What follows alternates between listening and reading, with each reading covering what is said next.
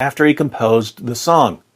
Protesters had burnt down his family home and gathered outside the headquarters of the Islamic police, known as the u.s.a, demanding action against him.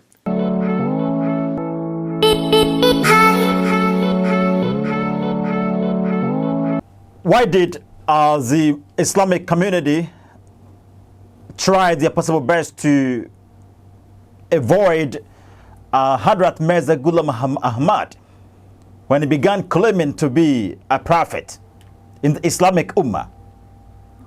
He was an Ahmadiyya Muslim and he brought about the Ahmadi Islam. Okay? Why did his people try their possible best to restrict him from claiming to be a prophet? Lot of attacks went on him. Why? Because Islam believes that Muhammad is superior to any other prophet. He was to be the last and final prophet, or last, or the seal of all the prophets. So being a seal means the prophet has already been sealed. The prophethood has already been sealed by Muhammad. Therefore, no one was coming after Muhammad. But later on, the Islamic community witnessed a man emerging, and he called himself the Mahdi. He called himself Hadrat Mirza Ghulam Ahmad. Okay, and he said that he was the Messiah himself. He said he was Jesus Christ himself. So he said we shouldn't be expecting the second advent of Jesus Christ, the second appearance or second coming of Jesus Christ, but rather everything is already seen or vested in him. Therefore, what we would see in Jesus Christ in his second coming is actually what was revealed by him on earth. You see, so the Islamic community didn't actually like this, and they tried their possible best to wage war against him. And recently, you see, Muslims tried their possible best to protect the name of their prophet, even though there are lot of information about Muhammad. Okay, he was a pedophile, a pedophile man, and as well he was. Yes, he slept with a prepubescent girl while in his 50s. He did many things. Okay, he had sex with sex slaves, and he attacked innocent communities, innocent vicinities around him. Okay, he was a caravan robber on the Arabian Peninsula. I hope you get to me. But Muslims tried their possible best to cover up all these stuffs by telling us Muhammad was a holy prophet. Even most Muslims would go the extra mile to tell you that Muhammad never ever sinned while living on earth before. But he censured in the Quran. I've always been giving you Surah Al-Muhammad, ayah 19. Well, this Nigerian singer, according to the Muslims, according to Islamic Ummah in Nigeria, caught him or was caught blaspheming against their prophet. They says that he praised a man. Okay, he praised one of the imams or one of the sheikhs more than he would pray Muhammad. He would praise Muhammad. Therefore, he has been sentenced to death. He's called Yahaya Sharif Aminu 22. Okay, Yahaya Sharif Aminu. I've been giving you updates, and surely I'm going to continue from there with David Wood. We're taking a quick break and returning to this.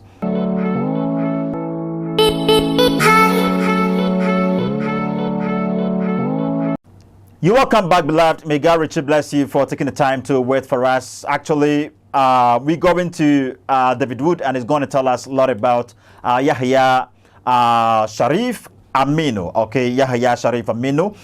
He's been sentenced to death because Muslims says that he blasphemed in his song, the song that he circulated on WhatsApp platforms, and yes, it was caught the attention of the executives, and he was called to the Sharia court, and he's sentenced to death. Well, Skin Code Cosmetics is available, and wheresoever you may find yourself around the world.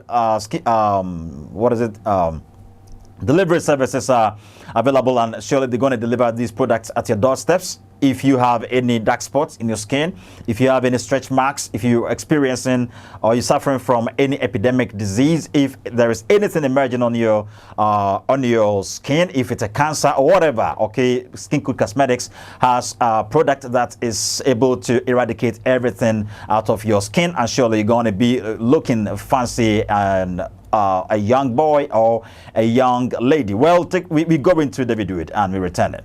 After he composed the song, protesters had burnt down his family home and gathered outside the headquarters of the Islamic police, known as the u.s.a, demanding action against him. Critics said the song was blasphemous as it praised an imam from the Tijaniya Muslim Brotherhood to the extent it elevated him above the Prophet Muhammad. So, this wasn't a non-Muslim making fun of Muhammad. This was a Muslim singing a song that praised someone more than Muhammad. Praising someone more than Muhammad was enough to get this Nigerian Muslim a death sentence for blasphemy.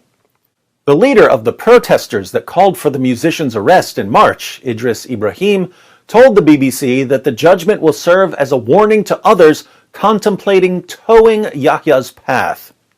When I heard about the judgment, I was so happy because it showed our protest wasn't... Well, beloved, you see, so his family house has been burned down to ashes. I'll be get to him. So seriously, one thing I don't understand is, okay, fine, perhaps people will be pointing hand in the Bible, talking about Achan in Numbers 7 when he had stolen stuff, okay, stuff that he wasn't supposed to steal. He was put to death, plus his family or something like that. So maybe that's exactly what the Muslims are doing. And sometimes people will be pointing hand in the Bible, and they'll be like, what about the drastic measures in the Bible? They term God as, or the category, they say God is an atrocious God, or they pinpoint atrocities in the Bible and all that. But I've been telling you of how to study the Bible. There are principles in regards to studying the Bible. I'll be get to me. There is the principle of God's higher view and the principle of drastic measures and all that. There are all these principles, okay? You can also talk about these, what is it?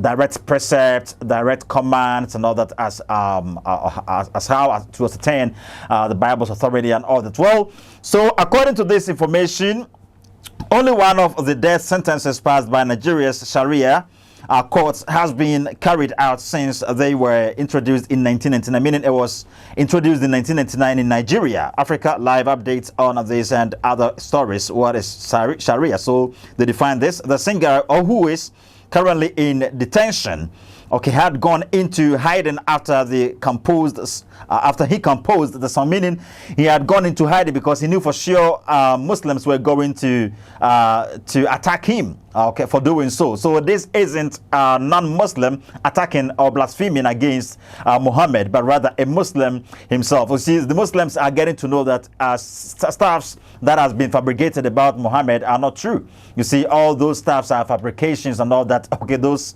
alleged miracles that he performed, fabrications and all that. Okay, so studying clearly about Muhammad, studying the Quran with an open mind and a critical eye, you can and the Islamic books can come across the ideas that, or the fact that Muhammad wasn't what people picture him to be today. Well, and if I continue, protesters had burnt down his family home and gathered outside the headquarters of the Islamic police, known as the u.s.a, demanding action against him. So you see, the protesters had burned down his family home and gathered outside the headquarters of the Islamic police, known as the u.s.a, demanding action against him, meaning they demand that he be put to death or something like that, you see.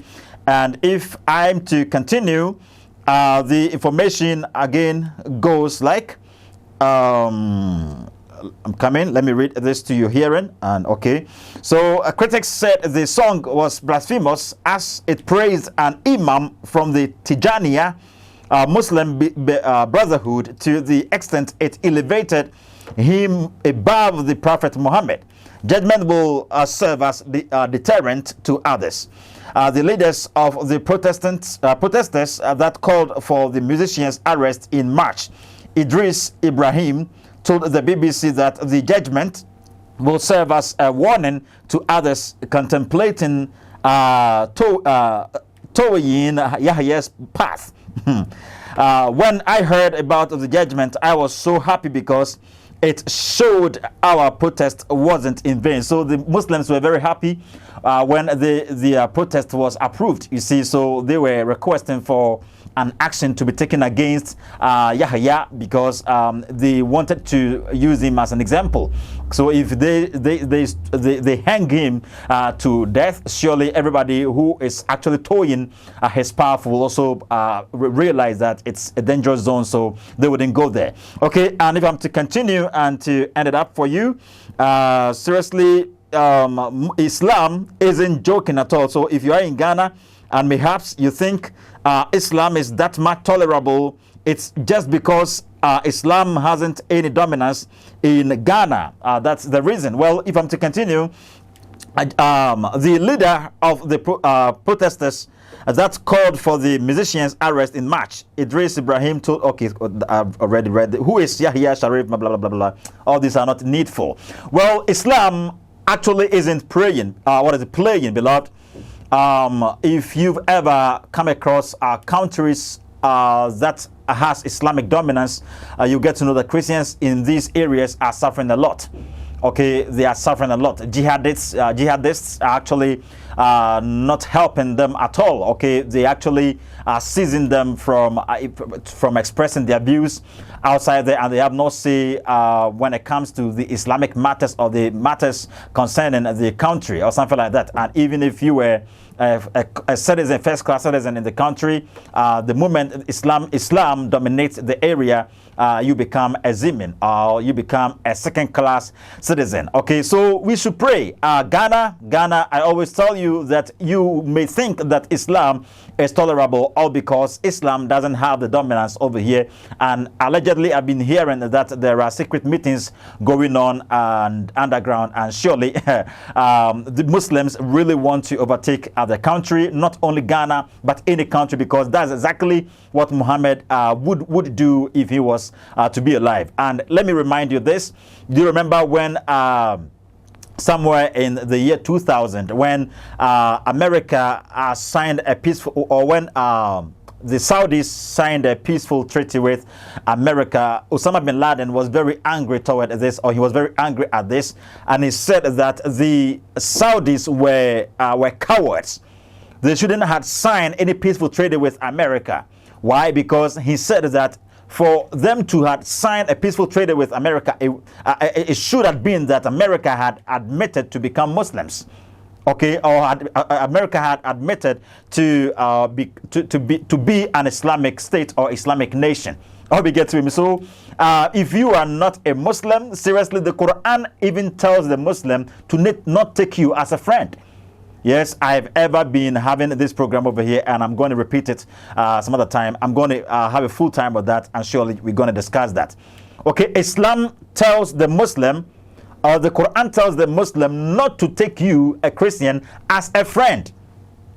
If you don't want to become a Muslim, you are not, supposed to be a friend to a Muslim.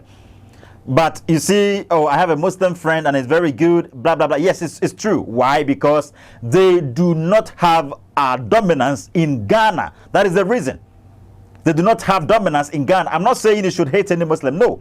As a Christian, you should love everybody. But I'm talking about the system in which Muslims have found themselves within. Okay, the system in which they found themselves tells them not to take you as a friend if you are not a Muslim. And they have to try their possible best to make you a Muslim before you can claim to be their friend or their brother. Well, I'm ending it up here and we'll continue some other time. Yes, this guy, Yahaya, has been sentenced to death, and the protesters are very happy because they think their protest has been approved by the lawyers, okay, by the Islamic police or the Islamic police system or the Sharia protectors are beginning to remain. So that's exactly what's happening, and we're continuing from there. David Wood is actually giving us updates, and we're continuing from where we are ending today. Like the program, subscribe to the channel, and make sure to share the program to your loved ones. Bye-bye.